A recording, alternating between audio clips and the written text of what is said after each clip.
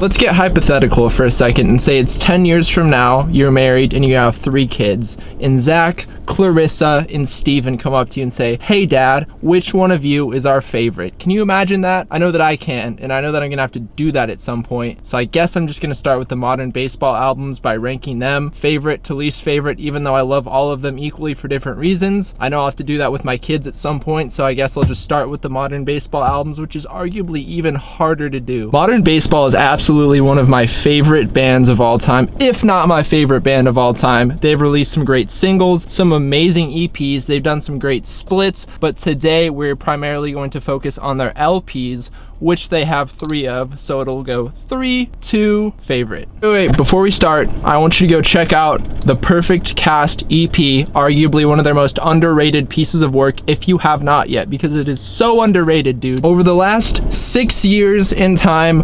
MoBa, Modern Baseball, has released 3 albums, each being about 2 years apart from each other. So Sports came out in 2012, You Gonna Miss It All came out in 2014, and Hollygost came out in 2016. I know there's a good chance that you are all going to disagree with me on this, and if you do, please comment below, but here's how I view their 3 albums over the last 6 years. I view Sports as their most emo album, I view You're Gonna Miss It All as their most pop punk album, and then I view Holy Ghost as their most alternative rocky album. Okay, so we're just gonna get right into it. We're gonna start ranking their albums. Oh my gosh, what was that? Okay, I'm just gonna do it. I'm just gonna start. We're gonna start with number 3. We're gonna do it right now. No more stalling. Okay, I'm still stalling because it's real.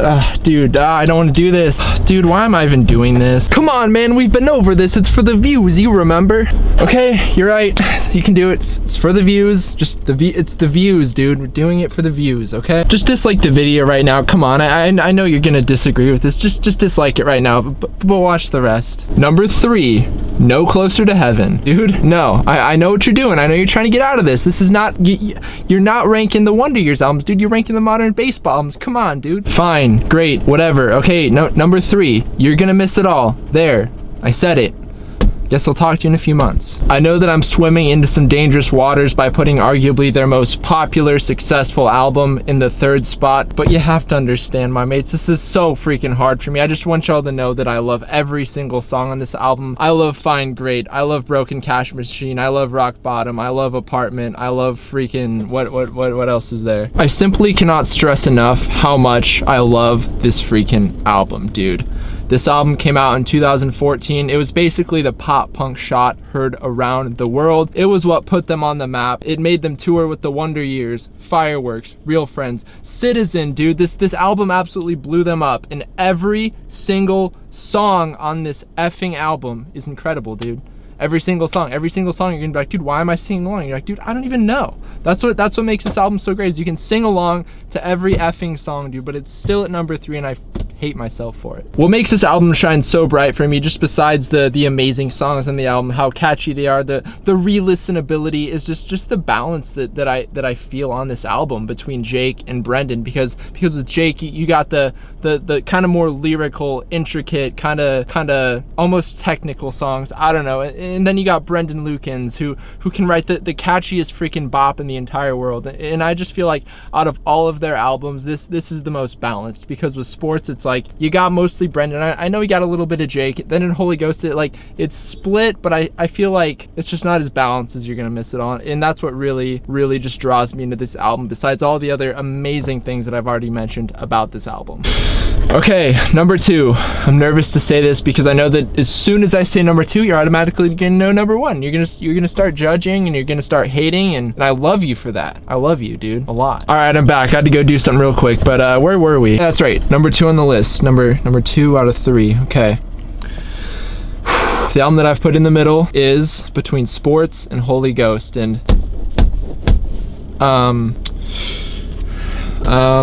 it's gonna be Holy Ghost. I know that all the comments that I'm gonna get on this, they're just gonna be haunting my dreams at night. Number 2, you put Holy Ghost at number 2? I mean, I could see it being 3rd or even 1st, but number 2, dude, unsubscribed, and I wasn't even subscribed in the first place. Number 2, dude, I'm sorry that you feel that way, but remember, it's just my opinion, dude. Remember that. Dude, I don't even care about your opinion, man. It's stupid. It sucks. You're freaking wrong, dude. Your opinion sucks. I don't care about your opinion, man. Dude, obviously you care a little bit if you're taking time out of your day to express how upset you are and just mad, you know? You must care a little bit. Dude, honestly, I think you're a really cool guy, and I just genuinely want to interact with you, and I just don't know any other way. Nah, I'm just kidding. I hate you, man. Hey, man.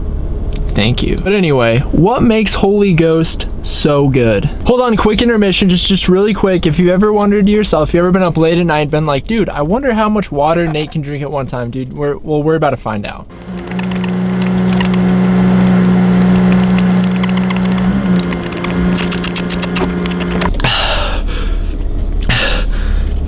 I'm gonna die. I genuinely have no idea how that just happened.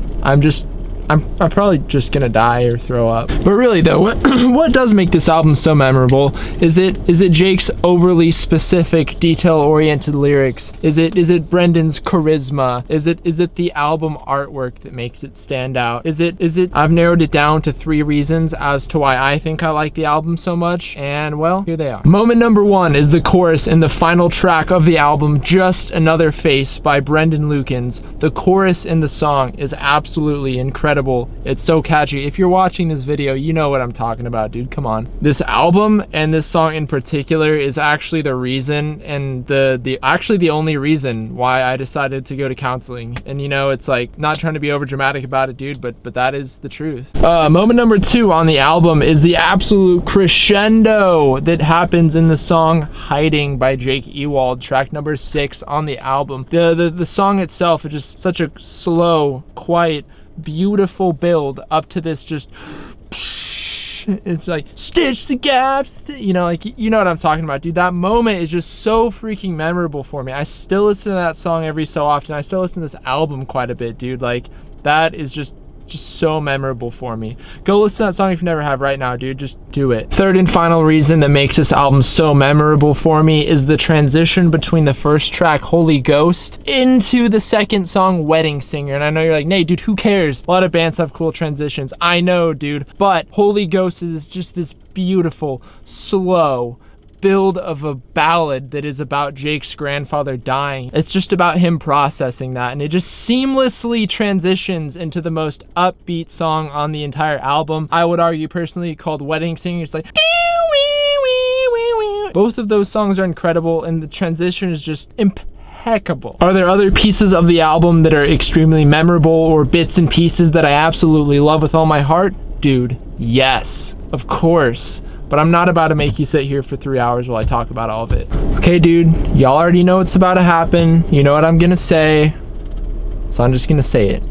I hate sports, but I love sports. Sports is just a masterpiece of an album. It came out late 2012, almost 6 years ago, dude. I cannot even believe it. And let me tell you, does it hold up? Does it hold up? No. It holds up even better than it did like 6 years ago. Because I know I have albums from, I don't know, 6 to 8 years ago where I'm like, dude, how did I even enjoy this? But dude, sports, it's just gotten better with time. You know, certain albums you're like, wow, that was embarrassing to listen to that. I listened to that, but this, no. I think what gave this album so much mass appeal is just the relatability factor. They talk about social media, they talk about girls, they talk about school, college, going to parties, and they just do it in the cutest, most artful, melodic way that just gets stuck in your head, and you just want to lay in bed at 3 a.m. and just cry to it, and then party with your friends and listen to the jams and be happy too, dude. This is just a record that's gonna be in your life for a while. Don't get me wrong, this album does have its sad moments. A lot of it is sad, but there are some high points. In particular, I want to bring attention to the closing track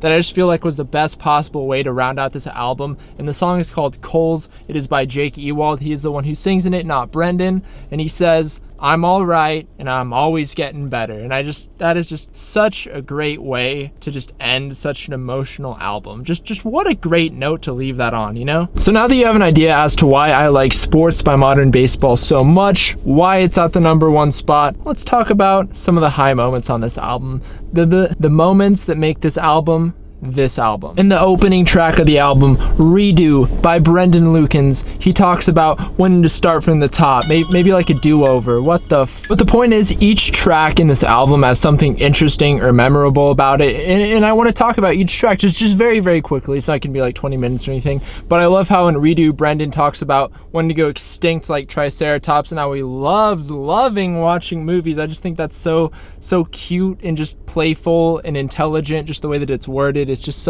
it's beautiful. I love Tears Over Beers, and I love the part where it's like, oh, come on. It's just such a good part, dude. The Weekend just makes me want to hang out with my friends and do cool stuff. You know, most of my old friends I can know. You know, dude, it just killer chorus. Just that whole song. If you've never heard The Weekend by Modern Baseball, dude, like just click off, dude. I'm sorry. Chloe K talks about social media, and you know when a band does that, hashtag relatable, great song, you know what I mean? But yeah, talks about how he'd rather just be on social media than have an old friend come over to talk about old stuff. He'd rather just spend time on social media. Hashtag relatable, dude. Boom, roasted. Okay. Hours Outside in the Snow, catchy. Spent all of Christmas Eve fake angry at you for who knows what now or when. Dude, like, it's amazing. I spent all of Christmas, yeah. And the part where he says to Aaron, I always think of The Office every single time. I think you're in my profile picture once. Social media again. Relatable. Boom. Redone. Oh, it just takes everything that's great about Redo, continues the story, makes it longer. It's so anthemic, it's infectious, it's catchy. They don't think we can make... Dude, like, you know what I'm talking about. You've heard it. You know how good it is. Cook, an amazing song by Jake Ewald.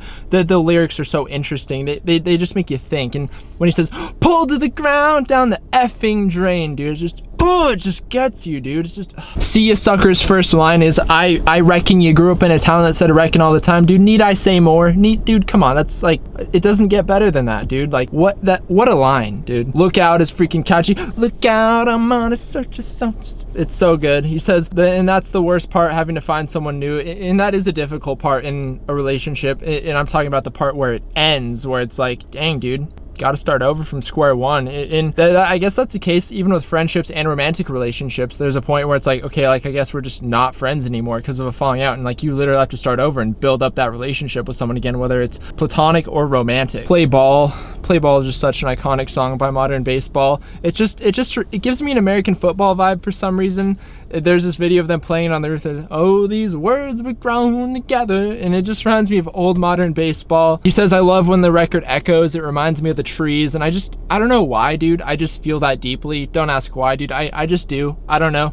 It's just me. In the final track, Coles, that I mentioned just a snippet ago, amazing. There's this part where it builds up, kicked out of the liquor store, and it's so good. There's this live video of them playing their 1-year anniversary show, and it's just like everyone goes off and Jake is like, you guys, it's just so cute. And it just ends with him saying, I'm all right and I'm always getting better. It's just such a great tone to end the album in, because at the very beginning, Redo, Brendan Lukens wants to start from the top, and then it kind of rounds it off with, I'm all right and I'm always getting better. I just love this album, dude. Mates, thank you for making it to the end of this video. If you made it here, thank you. If you didn't, well, you're not even watching it, so who cares, dude? But these are my thoughts on Modern Baseball's LPs, least favorite to favorite, but they're all my favorites. So it's like, seriously, dudes, thank you so much, my mates. Mates Club forever.